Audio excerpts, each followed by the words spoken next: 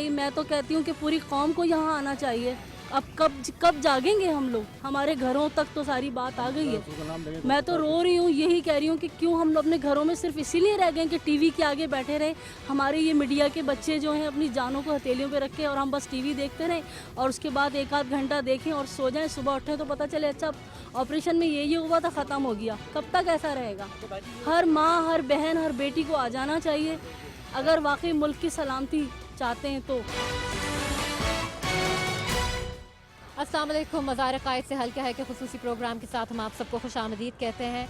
आज फिर कराची लहू लहान है और सिर्फ कराची क्या, पाकिस्तान, कायदे आज़म का पूरा पाकिस्तान इस वक्त लरज़ रहा है। हम में से शायद ही अब कोई ऐसा शख्स रह गया हो कि जिसका कोई दोस्त, रिश्तेदार, कोई जानने वाला दहशत गर्दी की इस लहर में अपनी जान की बाजी ना हार चुका हो। और इस बात पर भी बहस क्या करें कि ये जंग हमारी है या नहीं है।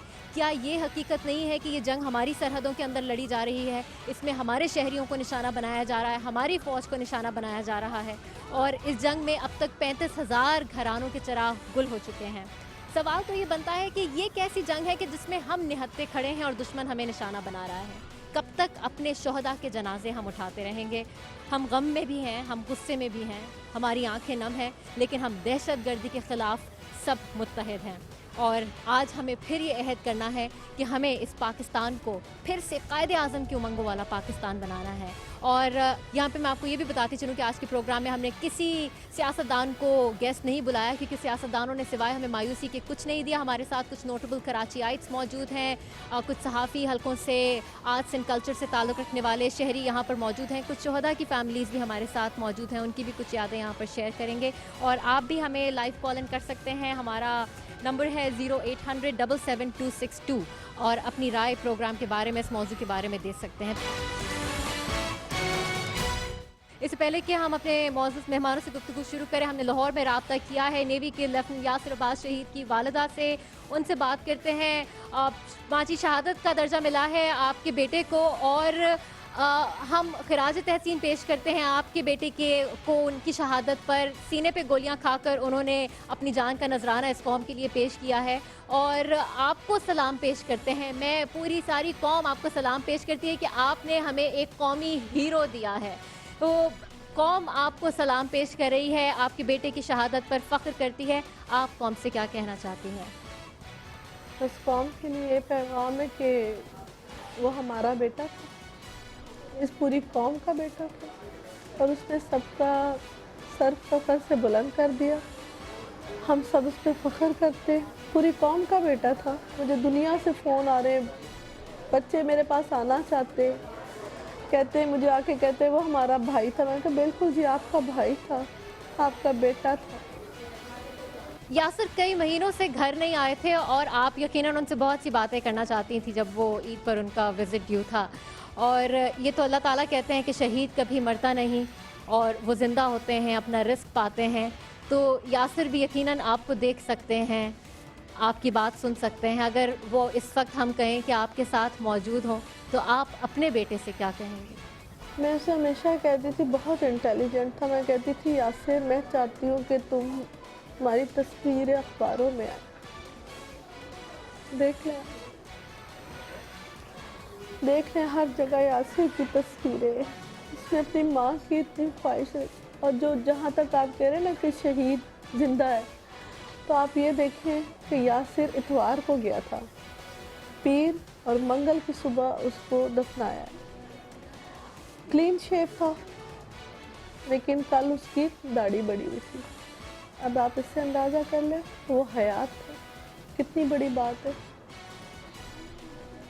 अगर इस चीज़ पे गौर करें तो आपको शहादत भी समझ आ जाएगी और हयात क्या है वो भी समझ आ जाएगी। इस वक्त तो बस मेरी ये फीलिंग्स हैं कि वो पिछले साल ईद पे आया था, उसके बाद मैंने उसे नहीं देखा।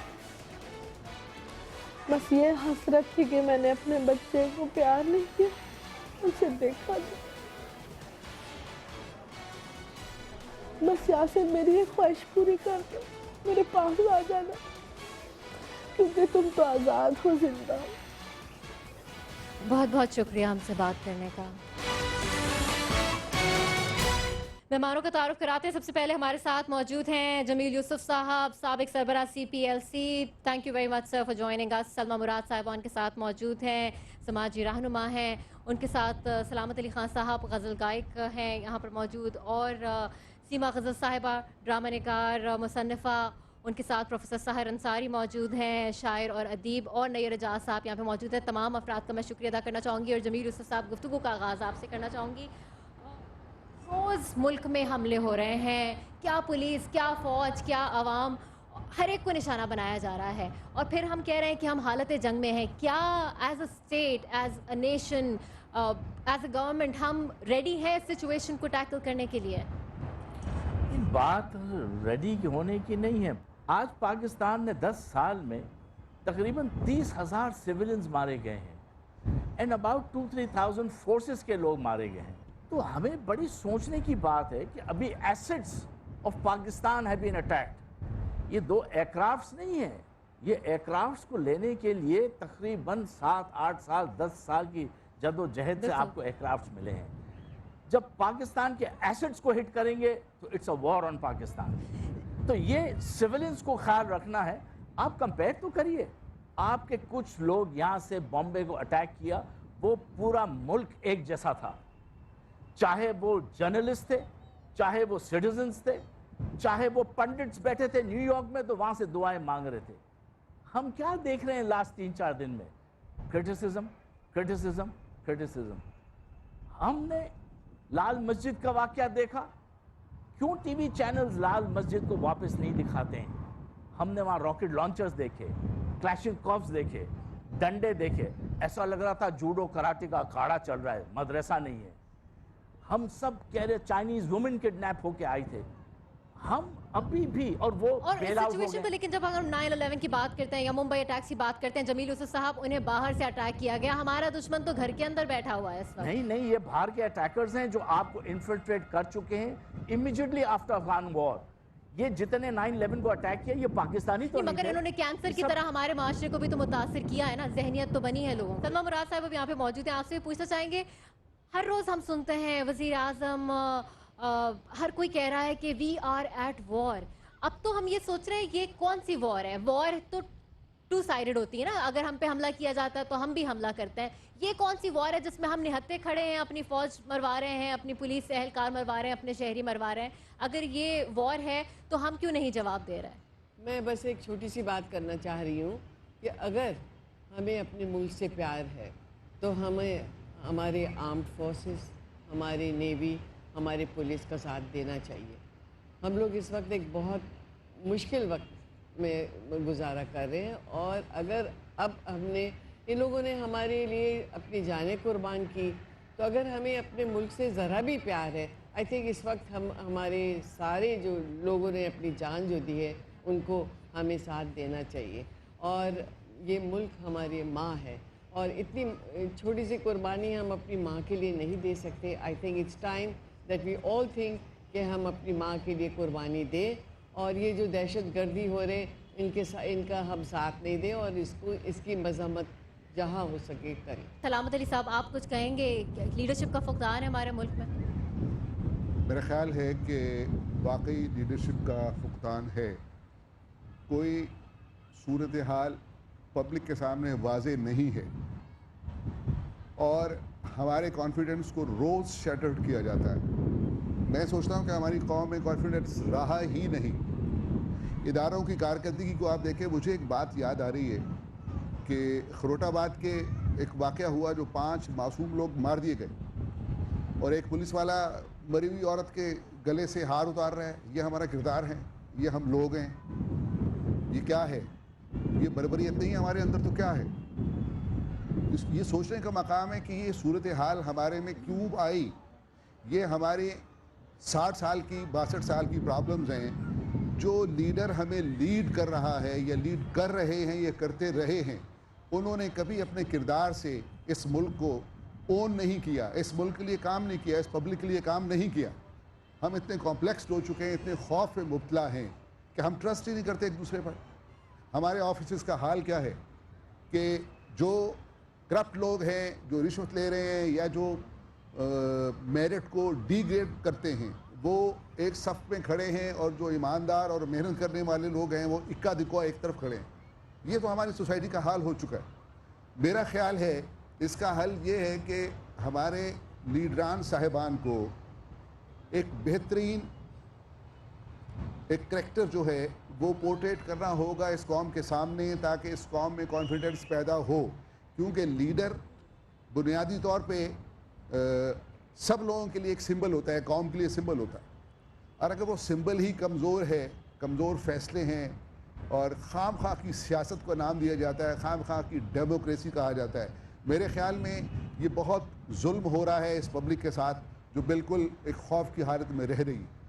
سیما غزل صاحبہ, آپ بھی اتنی مایوس ہیں, ایک رائٹر کا ذہن تو عکاس ہوتا ہے معاشرے کی, آپ کیا سمجھتے ہیں؟ رائٹر جو ہے وہ ہمیشہ کوشش کرتا ہے, اس کی خواہش ہوتی ہے کہ وہ امیدیں جگاتا رہے, لیکن جو حشر اس ملک کا, اس گھر کا اور ہمارا ہو رہا ہے, اب ہم یہ سوچنے لگے ہیں کہ ہم کب مریں گے.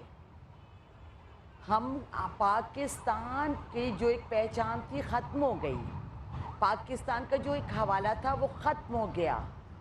75 کی وار اگر آپ کو یاد ہوگی, لاہور کے لوگ ہاکی اور ڈنڈے لے کے نکلے تھے اور انہوں نے اس وار میں, جنگ میں بھگایا تھا.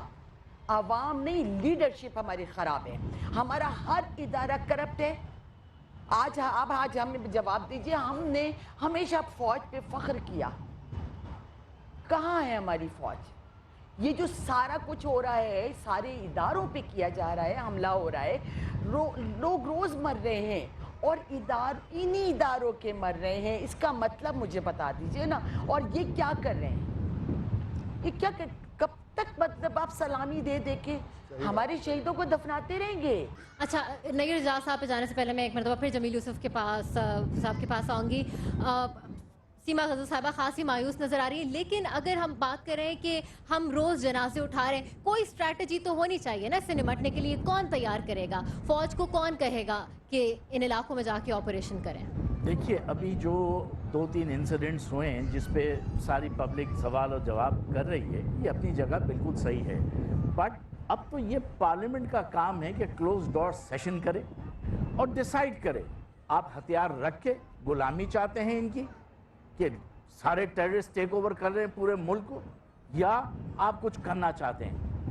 امریکہ بہت بڑا ملک تھا, 9/11 کے بعد انہوں نے دیکھا کہ FBI الگ کام کر رہی ہے, CIA الگ کام کر رہی ہے, انہوں نے ایک ہوم لینڈ سیکیورٹی ڈیولپ کیا, 52 اسٹیٹس کا ایک سینٹرلائز سسٹم ڈیولپ کیا انفارمیشن کا. انہوں نے 10 مہینے میں آن گراؤنڈ کیا ہے, جو بہت ہی مشکل کام تھا. ہم کوئی ایفرٹ ہی نہیں کر رہے ہیں.